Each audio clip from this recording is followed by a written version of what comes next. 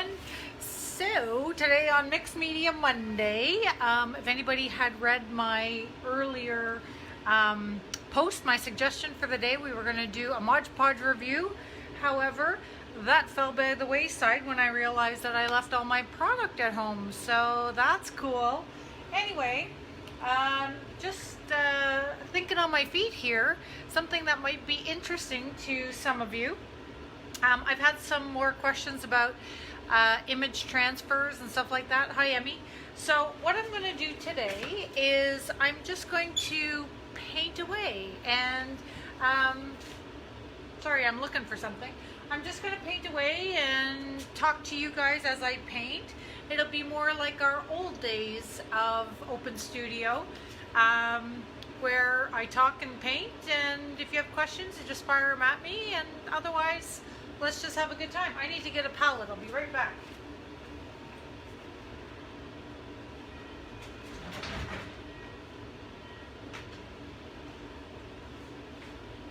There we go. Sometimes, hi Rhonda, sometimes you realize you have to just go with the flow when what you plan isn't available. So for those of you who are hoping for a Mod Podge review today, that'll happen tomorrow instead, as I realize that I left all my product at home. So I'm at the studio today, and yeah, so when I came back to my studio, I actually had these two delightful little projects that I had sitting on my counter that I had left to dry over the weekend. And there's some magic in leaving something wet. Hi, Alona. There's some magic in leaving something wet, in that when you come back to it, like I said, the drying has happened, the transfers happen, whatever it is, and then everything is dry now and you have a clean slate. So I'm gonna tip the camera down and talk to you guys at the same time today. But I just did these two image transfers on this really old plywood, so I can hold them up. So this old plywood that I've been finding like in my basement, I'm not sure what my husband pulled apart. But anyway, we have this old plywood and I had them cut it square, and then I started doing image transfers on them. And because I let them dry over the weekend, I came back today and I wet the paper and I peeled them off. Now I'm left with these great images, which I can show you here, but I'm going to turn them into paintings, but I kind of want to leave some of the integrity of the old wood. So that's the first one, and the second one is of a toy blimp. So I'm just going to turn the camera down. You guys will be able to watch. I'll be able to read your questions, and yeah, so this will be back, like I said, back to the old days of Open Studio, where I just paint and you just watch. If you have any questions, I'm happy to answer. This is me like just doing my art thing. So I've got some water here. Because I may want to transition them into encaustic paintings, I'm going to use my chalk paints and my clay-based paints, which I'm super excited to I can't really share full news with you yet, but I'm definitely getting there, that I might be a brand ambassador for a new brand of chalk paint that's made in Canada, and it has no acrylic in it, and it's just lovely. So right now they're definitely focused on a furniture market, like many of the chalk paints and things like that. And the good news is they're excited to learn about my process of incorporating it with, whoopsie-daisy, with encaustic. So using it as a fine art medium rather than a chalk paint. So as soon as we have that, you'll have more information on that. But for now, I'll just use up the stuff that I have. You can see my bottles are starting to get empty. So yeah, so the way I dispense a palette, I know a lot of you who have been watching me know this about me. If I want, let's say, to start painting this, and I'm like, okay, I'm going to start with blue, I don't just dispense a little bit of blue paint. I dispense a full palette always of a little bit of paint, and that way my colors are always ready to be mixed, and new colors are ready to be discovered as I go. I find that my palette is and I don't dispense a lot of paint because I can always go back and add more of something, but my creativity, we'll put it this way, my creativity isn't at all stunted by my lack of colors in front of me. So when I'm painting, I am always very keen to use the colors that are open. So what I do is at the very beginning, wow, that's a weird color. At the very beginning, I dispense a palette of mixed colors, and then that way they're always at the ready, always ready to go. So definitely feel like I can warm this up with a bit of yellow. These paints haven't been used in a very long time. They're all separated, and there we go. You guys hearing me okay today? I have the ventilation going in the studio because I have the wax on, and the last few times that I've used my microphone, you guys have said it's very crackly, so I'm assuming that I haven't treated my microphone very nicely, so it's probably broken. A little wire thing going on.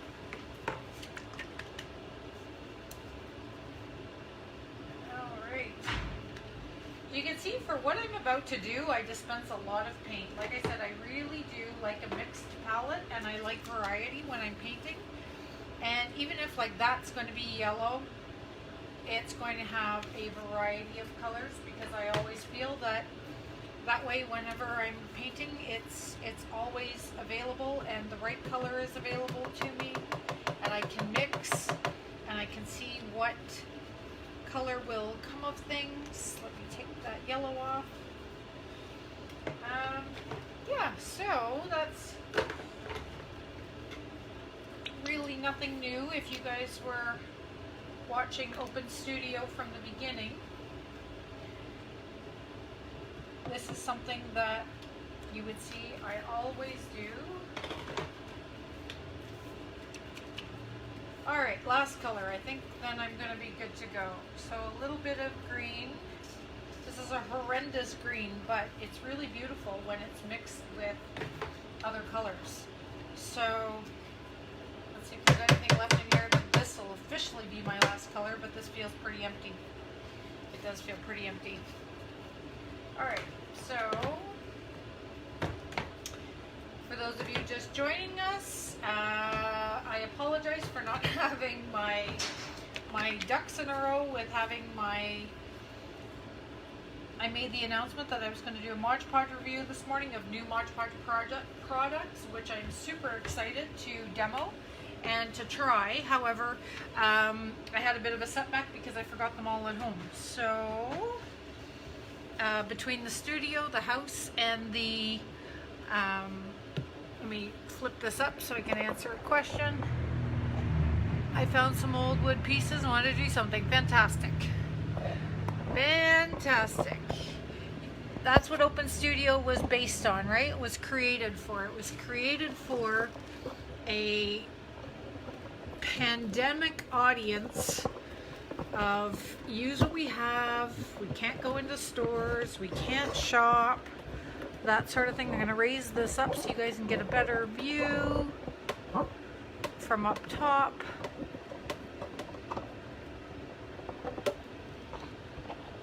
There. So that's what Open Studio was created for, right? It was created for those of us who are trying to, in a pandemic situation, use up what we have and not to have to go into stores and buy new things. I'm just making sure I get this lined up so you guys can see.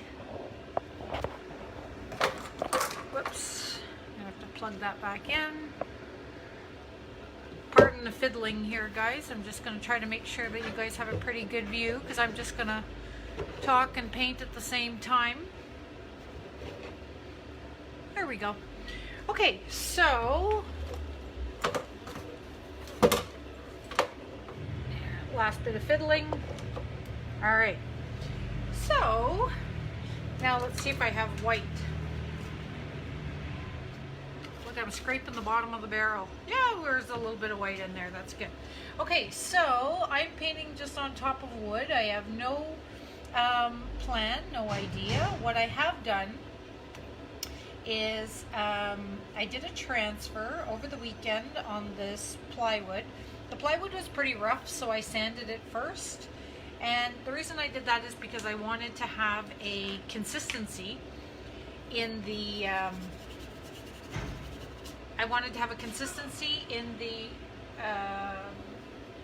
sorry, what am I saying? In the transfer. What I didn't want to happen was have the transfer look too patchy, and at the same time I'm really excited to be able to leave the wood showing in some places. So what I did was, after I took the image transfer off, which worked out really well, I didn't want to sand it because I knew the raised spots would come off. So what I did was I actually just I actually just sealed it, the whole thing, with clear varnish, so that I would be able to have this show up nice and bright. But of course, as we know, the varnish is going to repel the wax. So, and I think I want to leave this open to wax at this point. I'm not 100% sure, but we'll soon find out. So I'm painting it with chalk paints and clay-based paints. And I'm probably going to end up using a lot of baby wipes just to stain it. But at the same time, I really do want to leave some of that great old texture showing from the plywood, because the plywood is old, so it's got a great patina, meaning that the color has already got that old yellowing look to it, which is beautiful. But at the same time, the texture of it was just a little bit too rough for my initial intentions. So now I'm just going to go in, add a bit of paint, use my baby wipes, treat this more like a stain. If I decide that I want to do wax down here later, then I'm going to have to change this, because this is just a varnish. And as we all know now, varnish, especially on wood, would definitely seal this up in a wax repelling nature. So I would definitely make sure that I remove that. So the beauty about baby wipes is that as I'm applying this, it's kind of opaque because it's a chalk paint. But the beauty about the baby wipes is that it really has a good way of eating through all this and revealing as much or as little as I want. So you'll see when I baby wipe, even if this is dry, I'm going to be able to thin it out and be able to get the consistency and the look I want out of it. And if I take off too much, I can always go back in and add more paint. So I'm trying to paint around these finicky little areas. I'm trying to be somewhat conscientious of the fact that there's details in a blimp, but the truth is, like, how many people are actually going to be able to look at this and say there's inconsistencies in that blimp, it wouldn't be able to fly. There we go. Okay, so loving that. Now I'm going to take a smaller brush and then just fill in some of the little areas. There we go. Where there's little windows, I actually think I'm going to leave that. I might even bring in a little bit of white, just in a highlight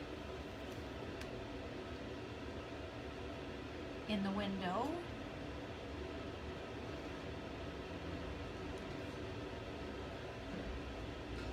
So the fun thing about not having a plan is just not having a plan, right? Like I love these days when I said, oh, I was going to do product review today of Mod Podge, and I came in and lo and behold, I didn't have my Mod Podge, and I thought, well, what do I do today? And then I came into my studio and remembered that I had this fantastic image transfer that I had left over the weekend to dry, and came back in and decided to remove it. And it's really fun. Like, it's a really, really fun thing to have something to play with and not have a plan and not have I don't even have a, like, this is not part of a series, this is not anything. This is just a let's play with image transfer kind of project and see what happens. These are truly the best kind of days. Nice. So now I'm going to get out my baby wipes and I'm going to start to blend and thin this out a little bit. I'm not sure I can reach them. I'll be right back. They're just across the table.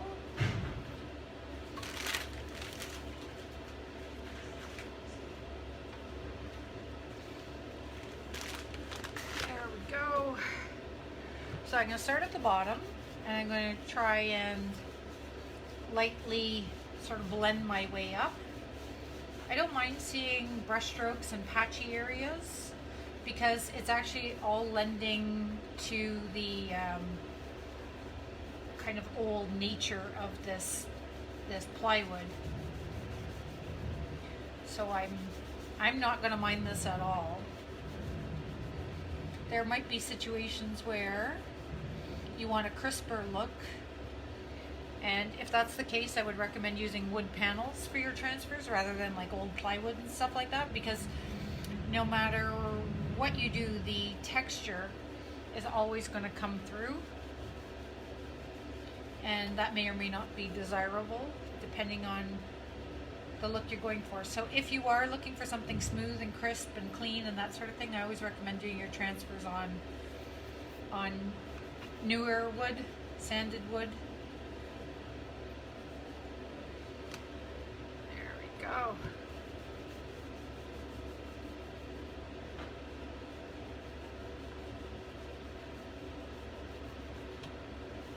Yeah, this is reminding me of the old days of open studio where I just painted and talked and inspired. So this is super fun. Super fun for me. And at the end of the day, I might have some interesting artwork done. Who knows?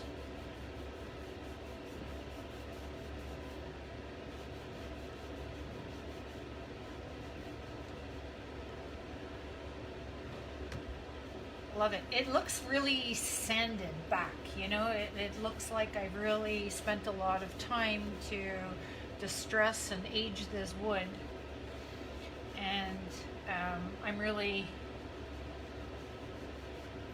happy with that look. I definitely want to do some more scratching though into the paint, because it kind of seems a bit too perfect for my liking. There we go.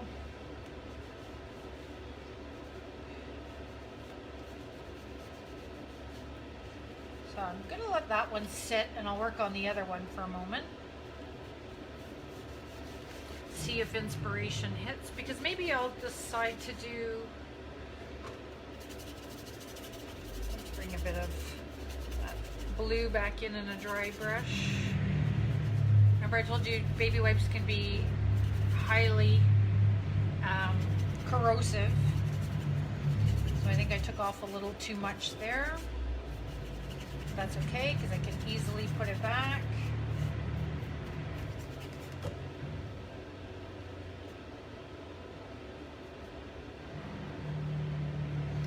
And then I'm just going to introduce a bit of a different color underneath. Just because that seems fun.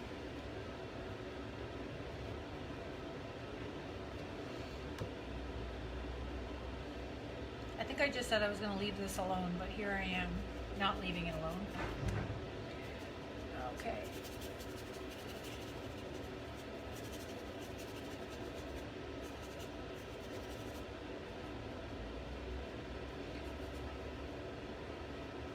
Okay, different color is fun, right? Nice little pop. Now I feel like I might want to bring in some other crazier colors. Bit of hot pink, bit of yellow.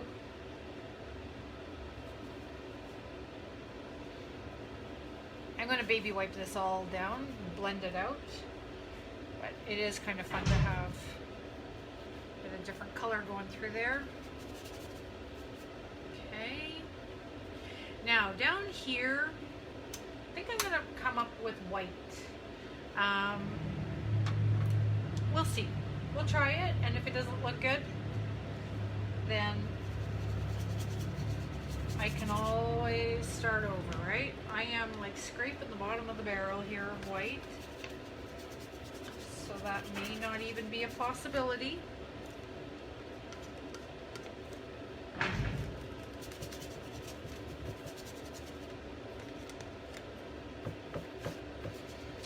Not even sure I'm liking the white. We'll see, but I can wipe it all off.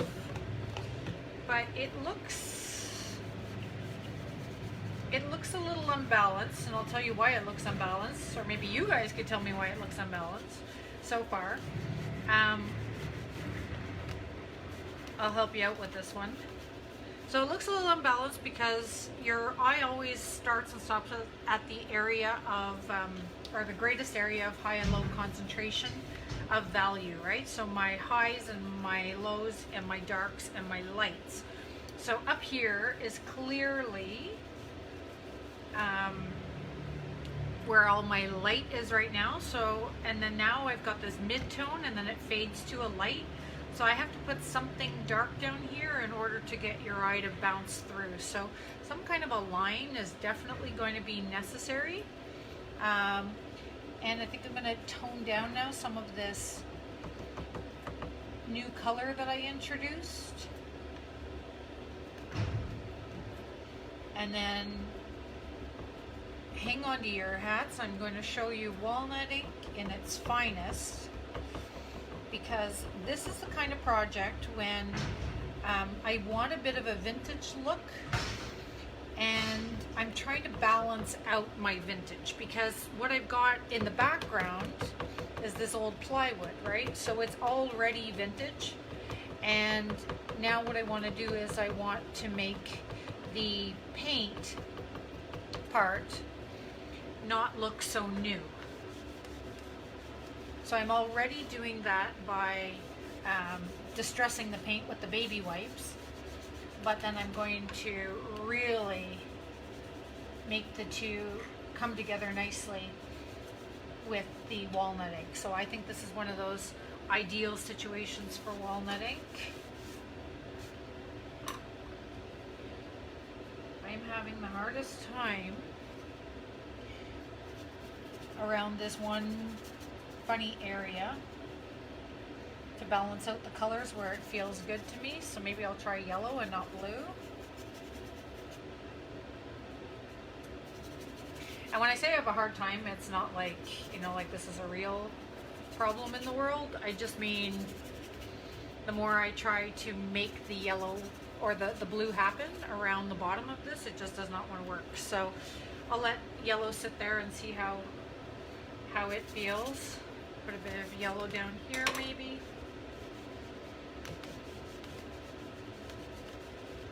Okay, so far far so good. I'm gonna let that dry for a minute. I'm gonna work on the other one.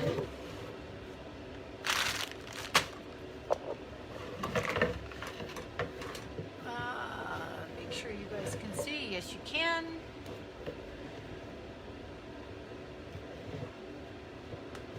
There we go. Sorry, they're sideways, but in order to get both in the frame, it's a lot easier. I'm going to bring back a bit of the brightness of that one.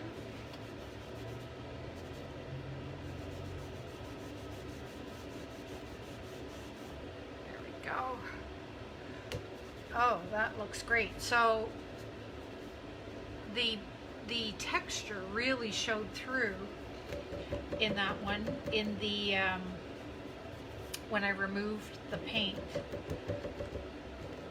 with the baby wipes. So like I said, the baby wipes can be extremely corrosive, but in this case I think it kind of removed it in a really interesting way. And this is probably like my 5th pass with, you know, this dance between paint and removing. So don't feel like you have to nail it the first time. I think mixed media is a lot of layers, a lot of trial and error, a lot of back and forth, a lot of depositing paint, removing paint, that kind of thing.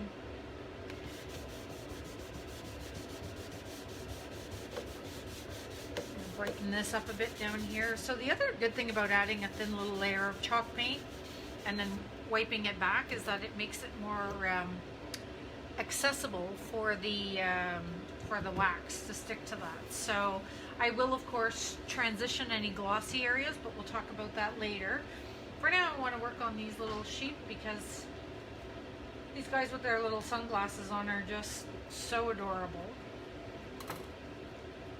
I would like more white in here, but at the same time I'm really running low on my white, so I'm just going to see if I can thin it out.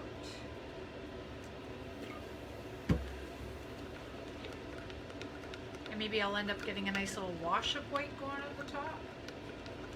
We'll see what happens. So maybe I added a bit too much water, that's okay. So I'm gonna stain it just by spreading the white and really letting it soak in before I remove it.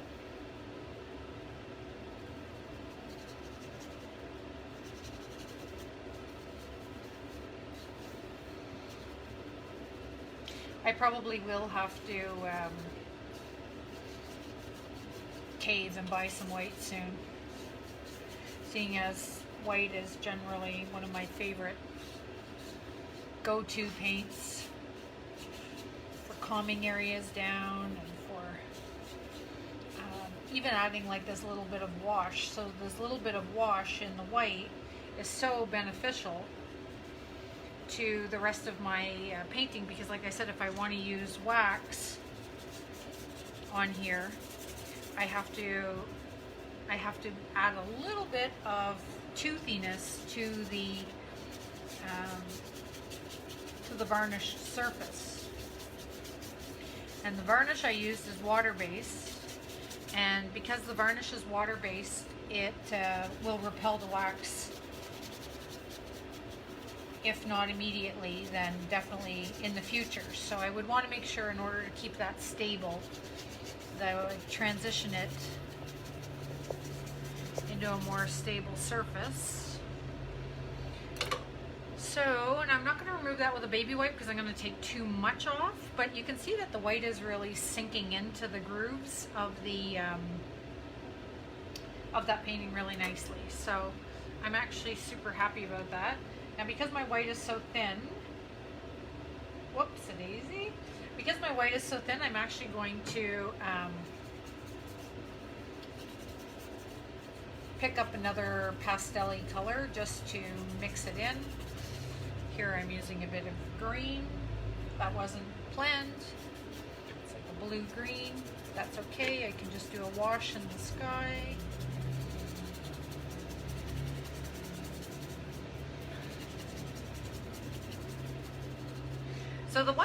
on here, I don't know if you guys can see this, but the one thing on here that is definitely sort of a drawback of using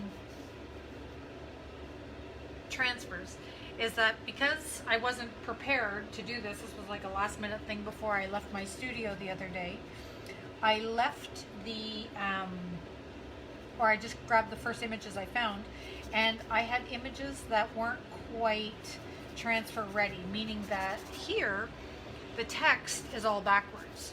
So I don't mind a little bit of backward text, but I'm trying to hide some of it only because it kind of, to me, like it looks cool, but it also looks slightly like an accident. So I'm just going to blot out some of that, and that way I could always fake the fact that it's completely intentional.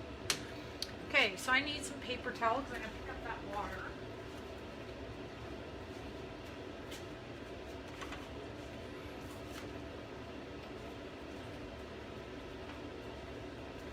And I might try some light collage on here as well. So, there, that's nice. So all I did was just calm down the, there we go, calm down the intensity of that wood. I love the wood, but it's just a little too much for what I'm trying to create. So I might also, yeah, so a little light collage. You see if I put this here, there's a great reference, but this is really heavy for this, so I might find something a lot lighter.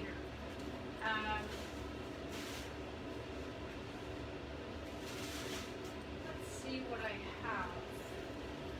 So I'll pull out a pile of papers so that I can better illustrate.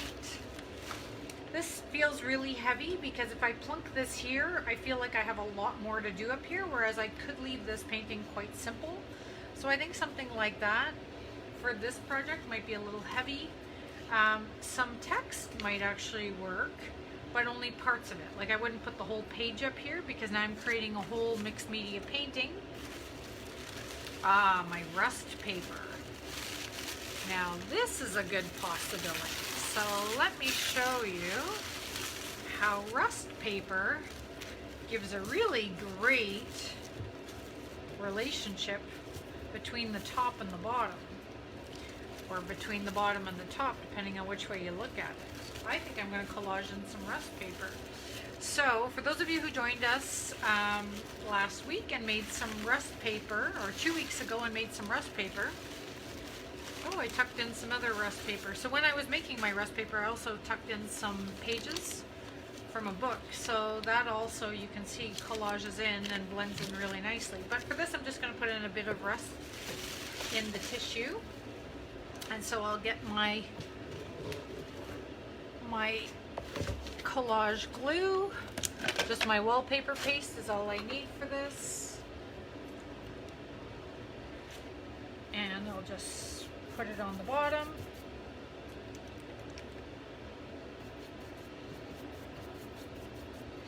And I'll put this one on top.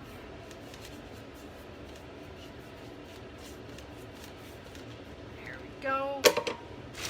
Okay. So I'm going to cut part of it out. I'm going to collage the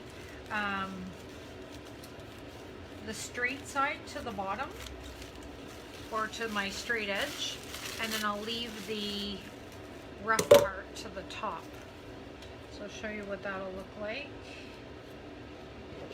Use my same brush.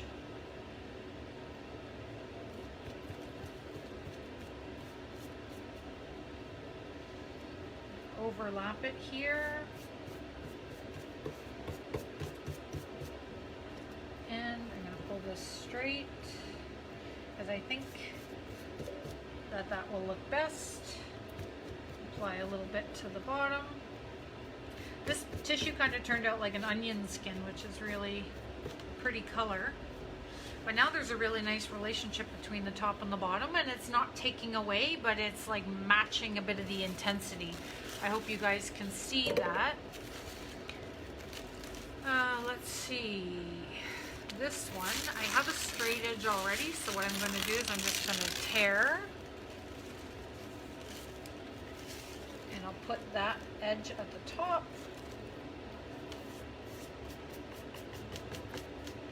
On this one.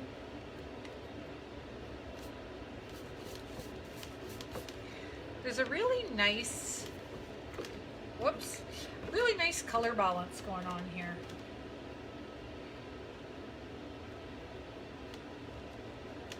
Which is really pretty. And it shows off the wood really nicely. There we go.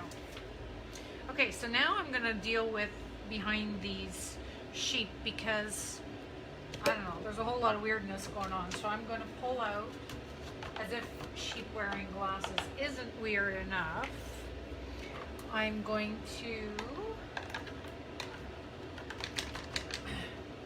try to bring that into a bit more, can't believe I was about to say reality. There's no reality going on here. So I'm just picking up a little of this and a little of that on my brush until I get a color that looks to me like rust, like old sepia. There we go. I think I'm happy with this color. So I'm just going to come in and around these sheep because I want them to look a little more like integrated into the background. There we go. So in my on the spot paint color, which is looking pretty good against the this old paper, or this old plywood, is a combination of like a rust red, a brown for sure, and then I have like a mustard yellow and a teeny bit of blue, and it's just creating like an old plywood kind of color. And again, I'm going to blend that out, so it's fine if I just leave it on pretty heavy, dry brush it out. But I am trying to go around these sheep in a way that it looks somewhat like they're just fading off into the distance.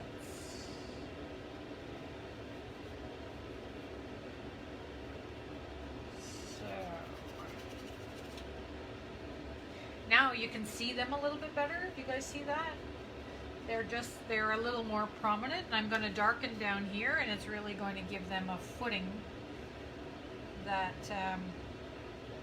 will make them stand out even more.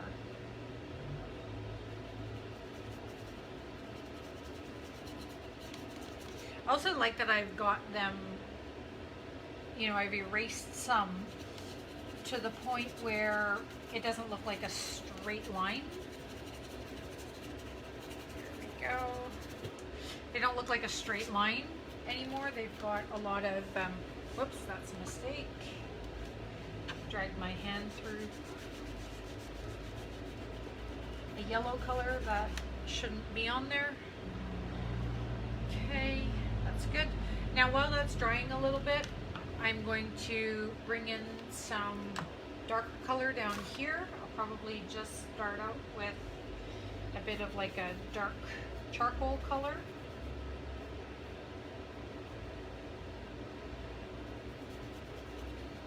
And what this is going to do is it's going to ground it a little more, because there's a bit, you lose a lot of resolution down here because of the plywood and the ink and everything else. So I'm just, by darkening down here, I'm giving them a little more of a foothold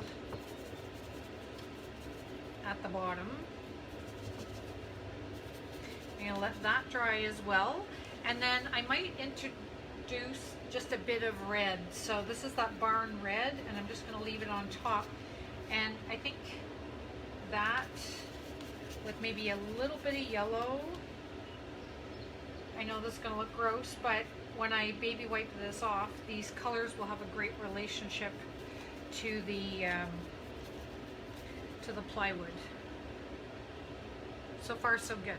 Okay, so now that I have this color here, I think I'm going to take in a little bit of this dark color and bring it down on top of my rust over here.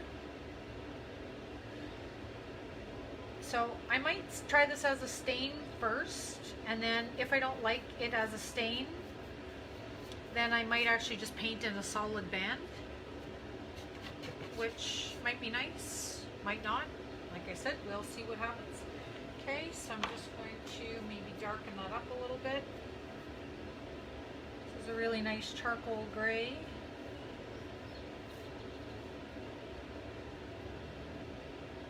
Okay.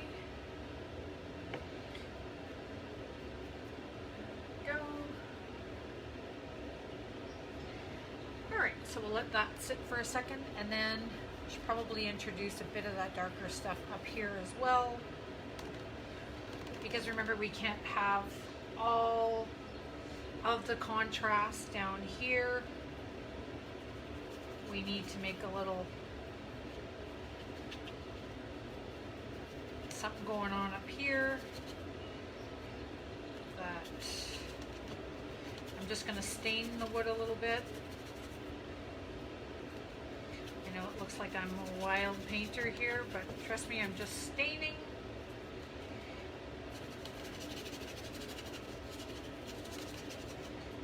I'll be able to manipulate that to be a bit more subtle once it dries for a sec. All right.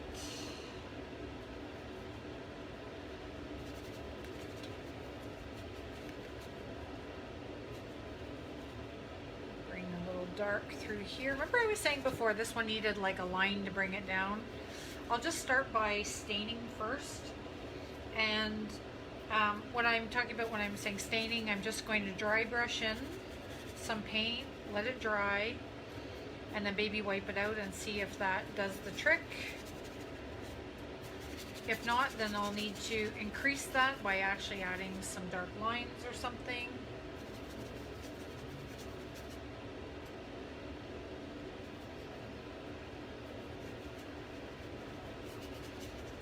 Stain, stain, stain, stain, stain.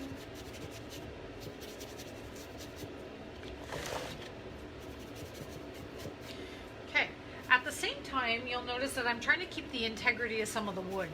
So that to me feels really important, because I did it on this old plywood, which has a lot of great patina to it, right? Built in, like it's already there. So I don't want to cover it all up by painting the whole thing. And like I said, because this is not new plywood, it has a beautiful patina going on that I'm not going to mess with that. And I'm just throwing in a bit of orange, and that's because the color of the rust paper. There we go. Alright, so now I'm just going to start to blend it and baby wipe it.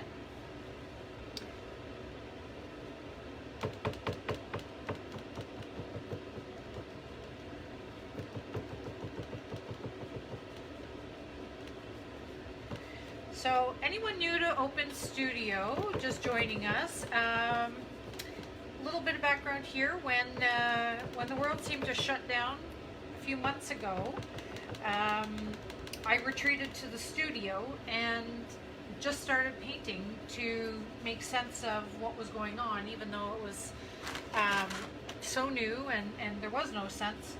And I decided that since it was really hard and inaccessible to get supplies and materials, I would use Open Studio to just start painting using what I had and I invited people to paint alongside me. So I have people from all over who started to join and set their alarms because of different time zones and everything else to get up and join us for Open Studio. And we've been finding over the past few months that we've grown into this great little community of people who share tips and tricks and tools and all kinds of things, and it's just absolutely inspiring and motivational. I paint live every day. Well, now it's turned into just Monday to Friday, but I paint live every day to keep inspiration up, to keep motivation up. We're still in this, right? We're not out of the woods just yet, but it is definitely made me realize that when we are creative, when we have that creative calling, it's actually therapeutic, and it's very, yeah, it's therapeutic, I guess is a good way to say it, but it's also very necessary to calm some of that noise, right? There's this constant noise that is going on right now, and it's to me anyway, I find it really, it's fascinating, but at the same time there's a lot of speculation going on in the world about second waves, and you know, and definitely more, I guess, bad news or whatever you want to call it to come about the pandemic, you know, that we're not through it and that we won't be for some time. And the truth is, like, I don't think anybody can really tell you exactly what's going to happen. So I believe that this is a really good time. If you're being called back to your art or being called to creativity, now is a really good time to just connect with like-minded individuals who we're not out for competition, we're not out for you know, business or anything. Maybe you are, but that's not my intention with Open Studio. My intention with Open Studio is to work with what you've got, where you've got, start where you're at, and just get creative, because I believe that the best art is made when we actually practice it. So the more art you make, the more mistakes you make, the more attempts you make, the more everything you make is going to result in the best art you've ever made. I believe that there is no argument to that whatsoever. Your 10,000 hours is your mastery, and all the courses, all the training, all the everything, they all contribute to your skill set, which is absolutely wonderful. But there is no substitution for the hard work, or the play, as I like to call it, but the discipline of just getting into your creative space every day, or as near to every day as you possibly can, even if it's just for a few minutes. I believe that's your way in, right? No one is an overnight success in terms of, you know, their mastery of their art form, and that's what Open Studio is here for. So we encourage beginnings, we encourage middles, we encourage every level of play, and I make myself vulnerable to you guys every day by painting live, not because I have the answers and I know what I'm doing or anything like that. I am playing to show you that trusting yourself is the only way that you're ever going to make great art. So you have to trust yourself. That is absolutely where you need to start, is just to trust yourself and to know that nothing bad is going to come of no matter of what you do. So unless you're doing an art form that has the potential to like blow up your house or something like that, obviously pay attention to the rules, and don't do anything unsupervised that says requires supervision or whatever. I'm not here to tell anybody that you have to trust yourself against laws of nature and things like that. What I am here to tell you is that if you're just playing with paint and you ask me questions, will this stick to this? Can I use this paint? Can I try this chalk pencil? Can I do? The answer is just try it. Absolutely just try it, because that's what I'm doing for you guys in Open Studio every single day. I'm showing you materials and mediums. I'm working with what I have. I'm very fortunate to be becoming brand ambassadors for some rep companies, which means that I get to try out all the products and you guys get to see how they work and how just basically what the behavior is and what the nature of the new product is. And it's going to be super fun. Like the whole time that we've been doing Open Studio, it's been nothing but fun and play, and I absolutely love watching our little community grow and see people sharing and helping one another, and they're even into like napkin swaps and all kinds of stuff now. So if you're new to this and you haven't joined Open Studio with Christina, just ask to be part of the group. It is a private group on Facebook. We also do paid workshops every Friday. That's over at my own website, ChristinaLovisa.com. However, within our group, I do provide links to that. The workshops are also very free form at this moment. We're not doing formalized pre-recorded. They're live if you want to watch them live. You can watch them later. Okay guys, I can't even tell you how seriously cool this is. Just playing with the colors and having it sink into the background of that worn wood.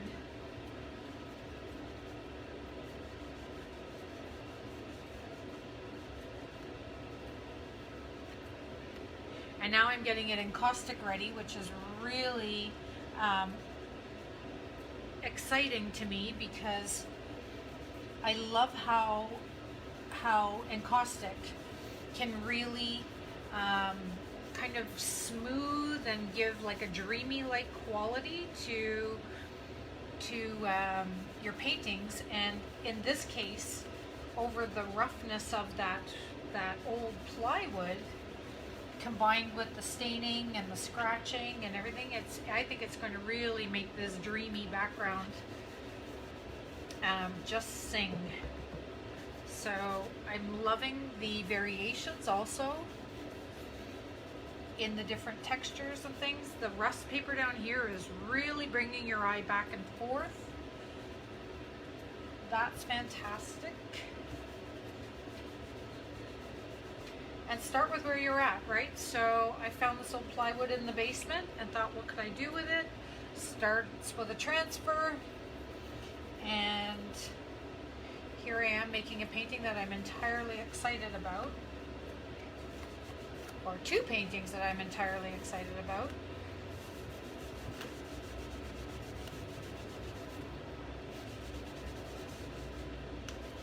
There we go. So that's really fun. I really, really, really like that one.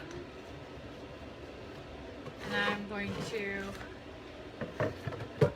give these sheep just a little bit of more personality, if that's even possible. So I'm going to dispense some of my white. How are we doing for time? I think I've lost all my sense of time here, but that's okay. These are always available on replay, and they're also available on my YouTube channel, so you can always go in after and subscribe to the YouTube channel. Videos are free there, and we have dating right back to the very beginning of Open Studio, which started in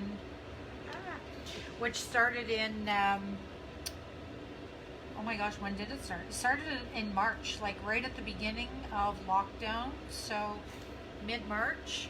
And I just woke up one day and it was like I had my marching orders. I knew that people need this. So I really really do feel like we've created this beautiful little community of people that have come together and who just share in a true creative spirit. So we'll see if this little, like, if giving these guys a little bit of lightness is actually necessary. Right now it's feeling a bit campy, but then again, these sheep are wearing sunglasses, so I'm not 100% sure what I'm actually talking about.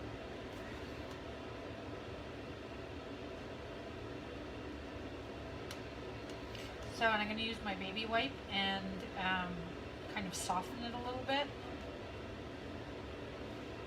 because I don't want it to be too bright, but at the same time I'm going to brighten up here, because I think if I brighten up here, then it'll take away a little bit from these guys down here being as cheerful and bright and crazy as they are. A little bit of yellow.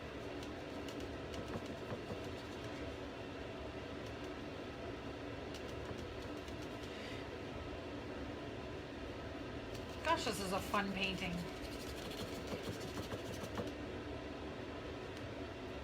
So if you're not having as much fun as I am when you're in your studio, then you guys need to loosen up just a wee bit, because I tell you, like, it is so much fun to just play and discover and to see what happens when you stop planning and stop like, even just once in a while, just give yourself that little bit of a break from the planning, from the everyday, from the must do, from the need to do. There's plenty of time for that. For now, give yourselves a break once in a while and honestly just have a bit of fun with your paintings.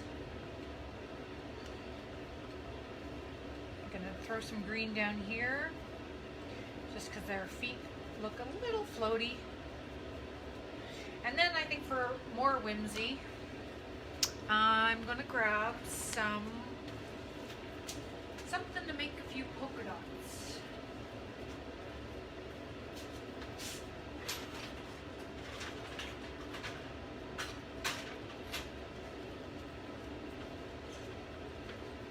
There we go. Alright, so I'm going to soften this green just a little bit in the grass. You guys know I'm not about high realism, so I like suggestions of things. So I'm suggesting grass, so I'm just going to take out some of that, actually most of it, and just leave like the hint of a scratch of green here and there. Because the suggestion of grass is way more interesting to me than the actual representation of grass. Okay, so now I have this brayer, which has like a polka dot motif. So we'll start with green and see how that looks.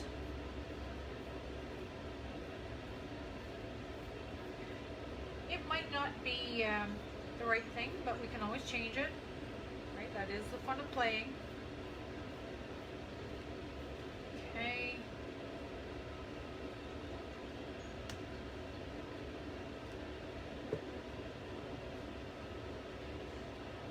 Oh, that's cute.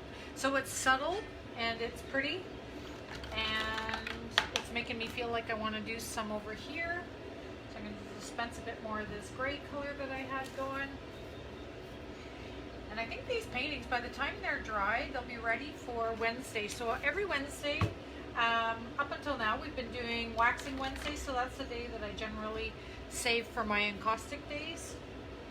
So I might transition these into encaustic paintings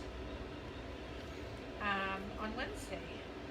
So if you're, like I said, if you're just new to us and you're just tuning in, come by same time, Eastern Standard Time, 12 o'clock on here, and if not, catch it on the YouTube channel later. There we go. But we'll be doing a transition into an encaustic painting for these afterwards. So those little dots definitely help anchor that. Now I'm going to soften this, and using my baby wipe, I'm going to soften the white on these sheep just a little bit so that they're not as obvious, but instead they just have a teeny little bit of color.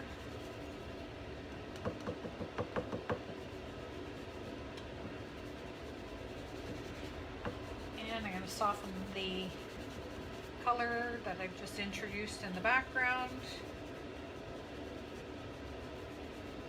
Remember, baby wipes are extremely corrosive, so first pass they kind of start eating the paint. Second pass, they're going to eat a lot more paint. Third pass, you can, if you're not careful, obliviate everything you just did. So you want to kind of approach them after your first pass a little more carefully.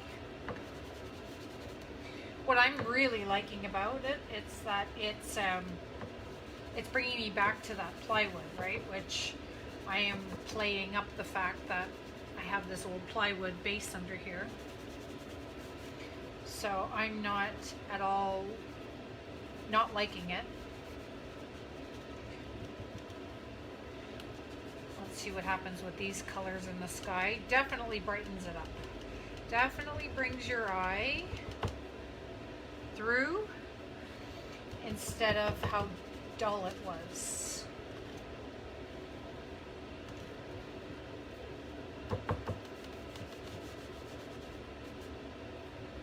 Alright. This part feels a little heavy. Can soften that up.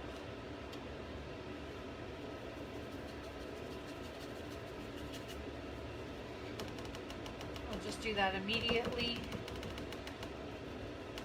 I pulled it through because it felt a little isolated.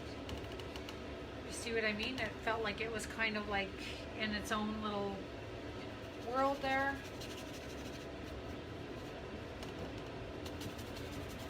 So how fun is a painting of sheep wearing sunglasses on old plywood? I'd say it's like super fun. Just dry brushing in a bit of the light color. The top can't have all the fun.